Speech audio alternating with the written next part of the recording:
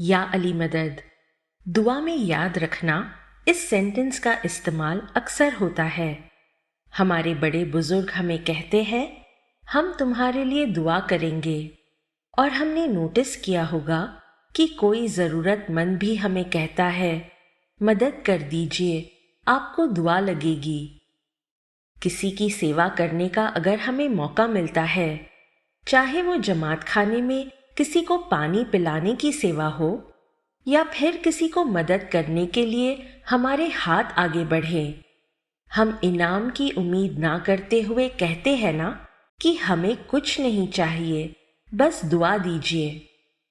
हमारे लिए कोई दुआ करे या हमारे दिल से किसी के लिए दुआ निकले, इसकी क्या अहमियत है, आज हम इसी बात पर गौर करेंगे। आइए एक कहानी सुने जो है तो काल्पनिक, लेकिन हमें सोचने पर और उससे सीख पाने के लिए प्रेरित करती है। एक बार दरिया में तूफान आने से एक जहाज शिप डूब जाता है, लेकिन जहाज के दो नाविक यानी सेलर्स अपनी जान बचाते हुए तैरते हुए एक छोटे से टापू यानी आइलैंड पर पहुंच जाते हैं।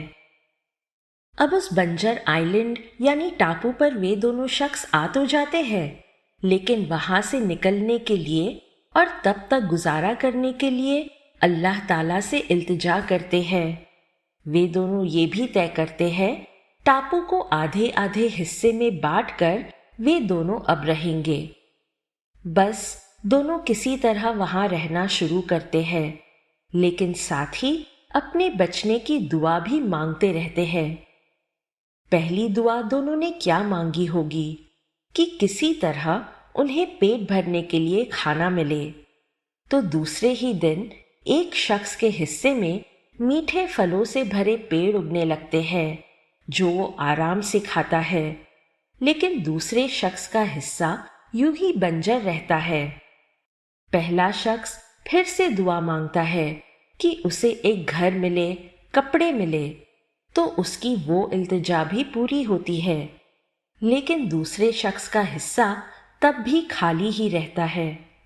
कुछ वक्त बीत जाने पर वो पहला शख्स परवरदिगार से ये दुआ मांगता है कि अब उसे एक बड़ा और मजबूत जहाज मिले ताकि वो उस आइलैंड पर से निकल सके और सही सलामत अपने घर पहुंच सके। उसकी ये इल्तिजा भी पूरी होती है। समंदर में बड़ा सा जहाज उसे तैयार मिलता है। वो अपना सामान लेकर जहाज पर जाने की तैयारी करता है। तब उसे एक आवाज सुनाई देती है कि क्यों अकेले ही अपने साथी को लिए बगैर टापू यानी आइलैंड से जा रहा है। तो वो शख्स जवाब देता है कि अरे, ये सब जो मुझे हासिल हुआ वो मेरी ही दुआ और इल्तिजा का तो नतीजा है। उस दूसरे शख्स की दुआएं क्यों कबूल नहीं हुई? अगर होती तो जो मुझे मिला है उसे भी तो मिलता ना। वो अल्लाह ताला की नियामतें पाने के लिए लायक ही नहीं होगा, तो मैं उसे अपने साथ क्यों ले जाऊं? उस शख्स को जवाब मिलता है, तुम्हें गलत फहमी हुई है। अगर तुम्हारा साथी दुआ नहीं मांगता तो तुम्हें ये सारी चीजें जो मिली है ना मिलती। भला ऐसी क्या दुआ मांगता था वो? पहले शख्स ने पूछा। उसे जवाब दिया गया, तुम्हारा साथी हर वक्त हर दम बस यही दुआ मांगता कि या अल्लाह, मेरे दोस्त की खुशी में ही मेरी भी खुशी शामिल है, इसीलिए आप मेरे दोस्त की तमाम दुआएं पूरी करना। हकीकत तो ये है कि वो तुम्हारी मिन्नतें मुरादें पूरी होने की ही दुआ मांगता रहा। कितनी खूबसूरत समझ है इस कहानी में। उस शख्स को ये एहसास होना कि शायद जो कुछ भी उसे मिला था वो सिर्फ उसी की दुआओं का नतीजा ही नहीं, बल्कि वो दूसरे शख्स ने जो उसके लिए मांगा था उसका बदला था। हमें भी ये सोचना है कि जो कुछ भी हमें हासिल हो जाता है वो सिर्फ हमारी खुद की ही इल्तिजाओं की वजह से नहीं, बल्कि हमारे परिवार, करीबी दोस्त रिश्तेदार या फिर किसी के दिल से हमारे लिए अपनी जिक्र इबादत में दुआ निकली हो, उसकी भी बदौलत हो सकता है। साथ ही हमें ये भी याद रखना ज़रूरी है कि अल्लाह ताला ने इंसानों को अच्छी ज़िंदगी जीने के लिए जो नियामतें फरमाई है, उसमें से दो ज़रूरी बातें हैं। एक दुआ इबादत करना और दूसरी है हमारी मेहनत। कुरान शरीफ की सूरह अल नजम आयत 39 में फरमाया गया है कि इंसानों को वो कुछ भी हासिल नहीं होगा अगर वो मेहनत नहीं करता।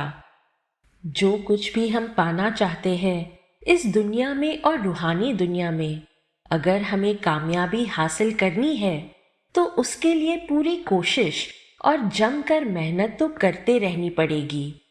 और हमारी दुआएं, इल्तिजाएं तो साथ है ही। दुआ और मेहनत से हमें क्या कुछ नहीं मिल सकता। साथ ही हमें इमाम ज़मान के मुबारक कलाम याद आ रहे होंगे, जो आप हर वक्त अपनी हिदायत के दौरान फरमाते हैं, जैसे कि ध.इस्माइली पर 11 दिसंबर 2020 के तालिक़ मुबारक में भी फरमाए गए थे। તમે સર્વે ખાસ કરીને અમારા હૃદયમાં, અમારા વિચારોમાં અને અમારી દુઆઓમાં છો। તમારા हेतवंता आगा खान। यकीनन ये कितनी राहत और सुकून देने वाली बात है कि हमारे मौला की आले नबी औलादे अली की दुआओं में हम मुरीद शामिल है।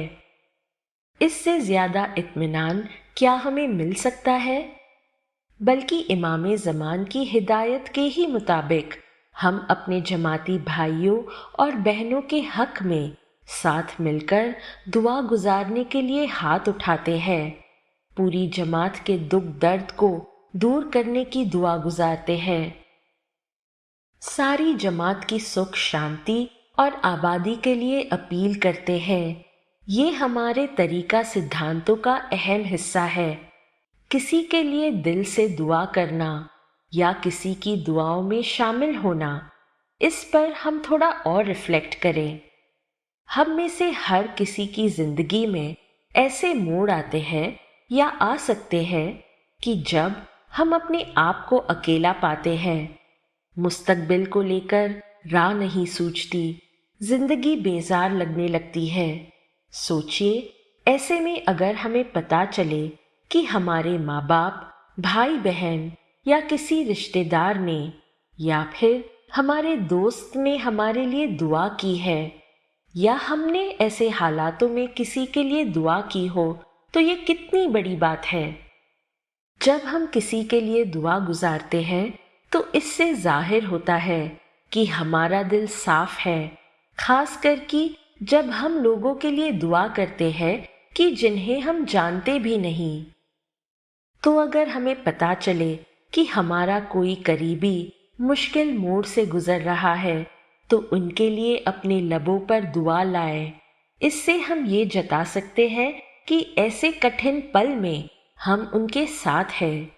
किसी की बीमारी के बारे में हमें एहसास हो तो ज़रूरी नहीं कि हम वहाँ फिजिकली पहुँच सके, लेकिन उन्हें दुआ में याद करने से कि या परवरदिगार, उनको हिम्मत देना और ठीक होने में मदद करना, हम एहसास करवाना चाहते हैं कि इंसानियत के नाते ही सही हमें फ़िक्र और हमदर्दी है।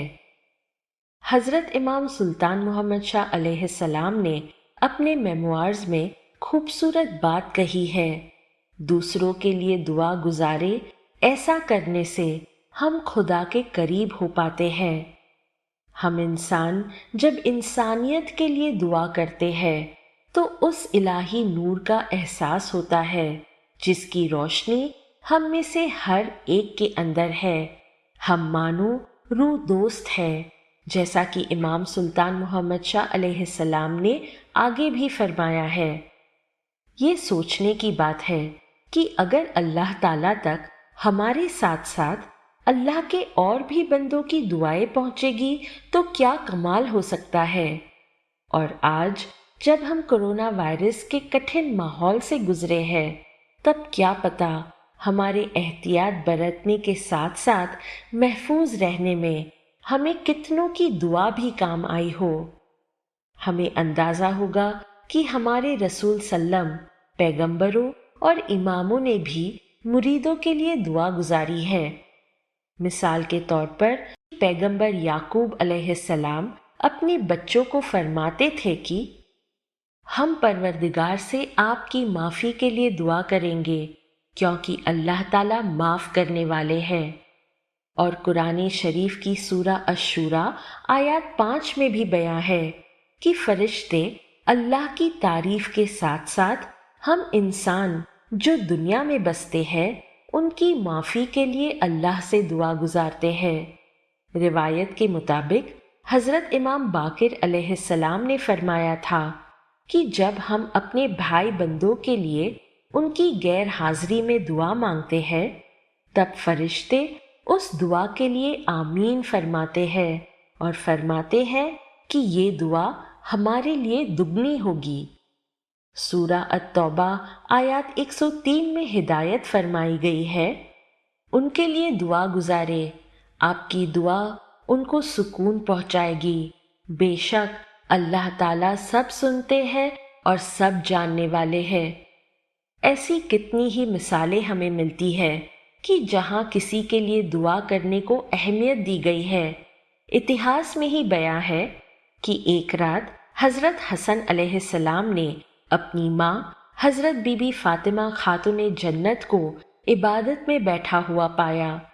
तब बीबी फातिमा अलैहिस्सलाम ने तमाम लोगों के लिए दुआ गुजारी। उसके बाद हजरत हसन अलैहिस्सलाम ने उनसे पूछा कि आपने सभी के लिए दुआ गुजारी लेकिन खुद के लिए दुआ नहीं मांगी। तब बीबी फातिमा अलैहिस्सलाम ने जवाब दिया, बेटा पहले दूसरे सारे लोग और उनके बाद ही हम आते हैं।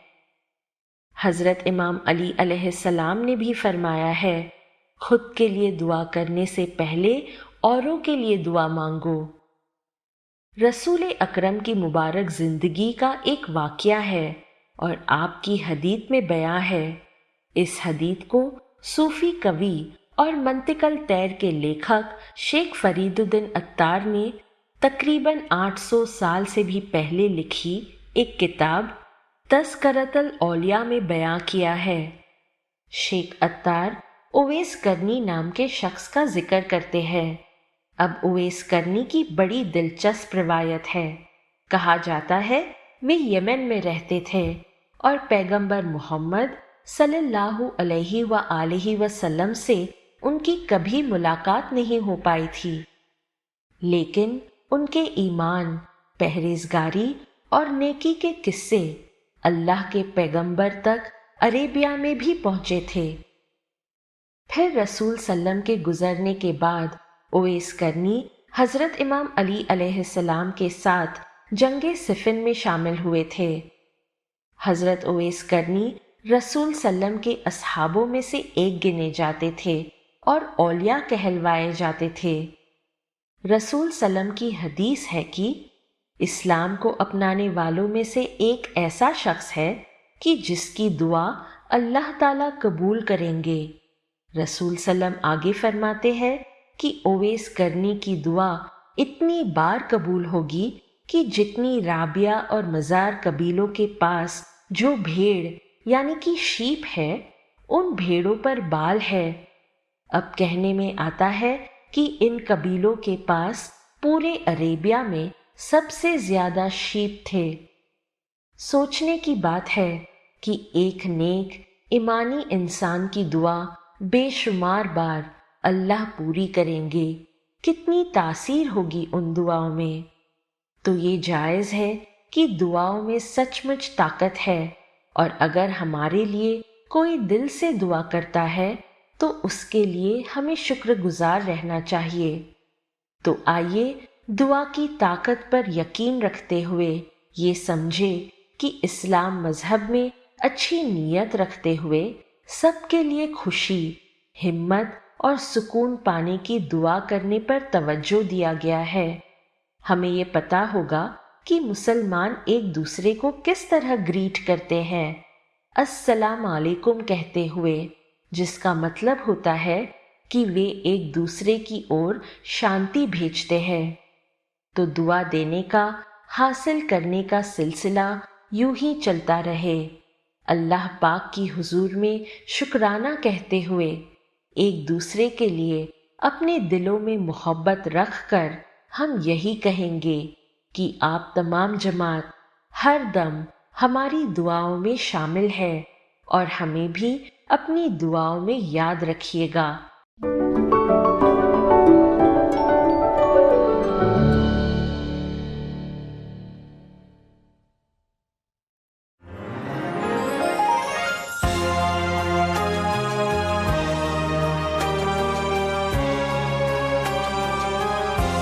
لب پہ آتی ہے دعا بن کے تمنا میری، لب پہ آتی ہے دعا بن کے تمنا میری، زندگی شمع کی صورت ہو خدایا میری، زندگی شمع کی صورت ہو خدایا میری، لب پہ آتی ہے دعا بن کے تمنا میری۔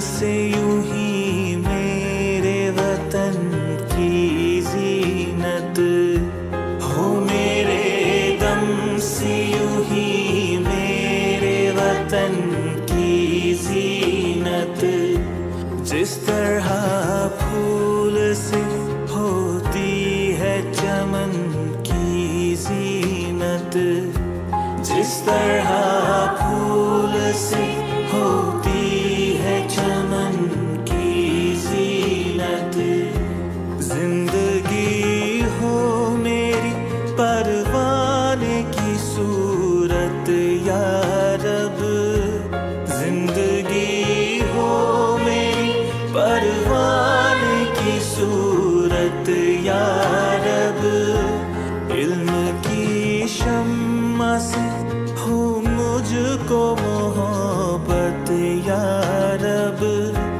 علم کی شمع سے ہو مجھ کو محبت یا رب، ہو میرا کام غریبوں کی حمایت کرنا، ہو میرا کام غریبوں کی حمایت کرنا، درد مندوں سے ضعیفوں سے محبت کرنا، درد مندوں سے ضعیفوں سے محبت کرنا، میرے اللہ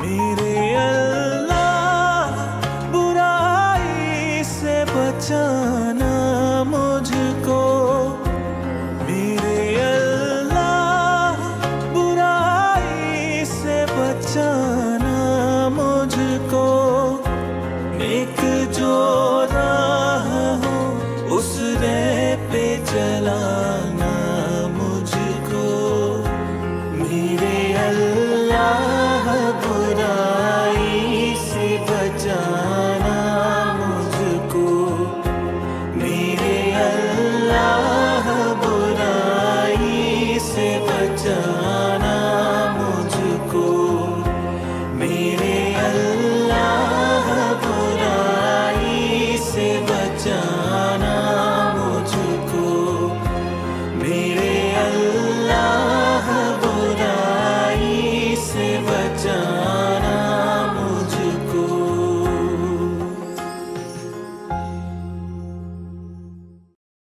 یا علی مدد.